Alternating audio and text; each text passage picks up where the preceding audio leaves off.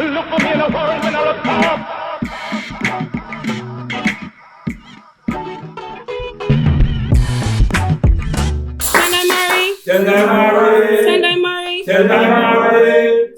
To express the belief that the Negro race needs trained men may cause some of our short-sighted critics to view our statement with disapprobation, because many persons of color are prone to consider the race as being limited to America, without taking thought of the teeming millions in Africa and elsewhere. But to us, there are 400 million in the world whose destiny and future are one, whose suffering are identical, and who are now making common cause to alleviate such sufferings and to lift the entire race to a plane of honor and respect. Trained men are like red corpuscles in the body, the sign of good health. Our race is anemic for lack of this material to give it vigor to move it along the road of progress. Therefore, it is not keeping abreast of the yellow and white races, but lingering and weak. It depends on the support it gets from others. No one has ever become independent and respected by being a beggar, nor can one become powerful and strong by depending on the charity of others. As of persons, so of nations and races, we achieve our greatness and wealth in proportion to the training we give our minds and bodies, and the manner in which we apply ourselves to the exigencies of the hour.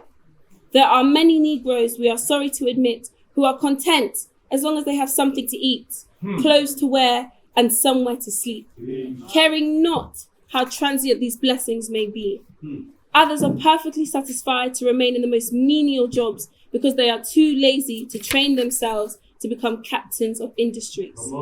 How often one hears a dialogue somewhat like this: well, I have been working at Mr. Morgan's bank for the last 20 years, and the old man is certainly a nice man to work for. What is your position now? I have been portering there since I left school. Why didn't the old man raise you?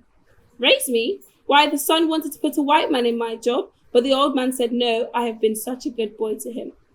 The doom of the race lies in the lethargy of its men, who are content to be servants, dependent all their lives, and lack the pluck to go out and create positions for themselves.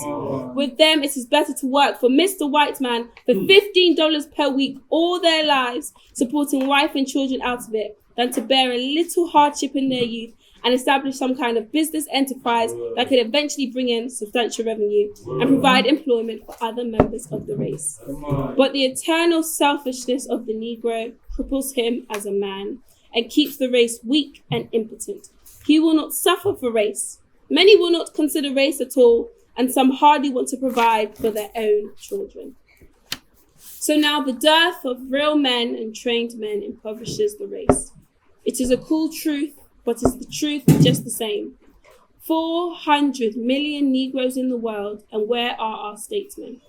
They are the trained men we need to protect our interests in the council chambers of other people and to direct our destiny in the mother country.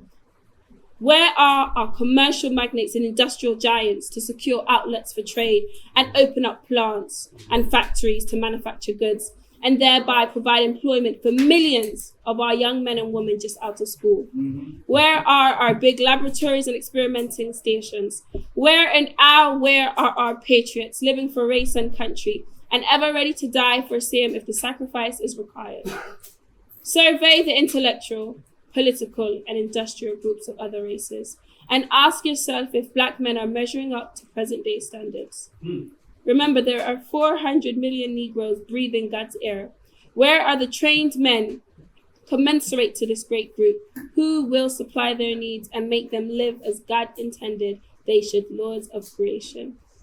Black men, you are failing in your jobs. Measure height of achievement and breadth of usefulness with others and be honest enough to admit your laziness. Now shake yourself. Lift your head high, extend your chest, put right foot forward, then left. Don't be afraid, now step right off and tackle your jobs. The world expects you to play a man's part and is fed up of your whinings and can't be done more. Be real men, honest, sincere, determined, and straight away the race will be lifted up in the estimation of others who respect those who respect themselves. Queen Mama Emmy Jacques, Garvey, the 3rd of July, 1926.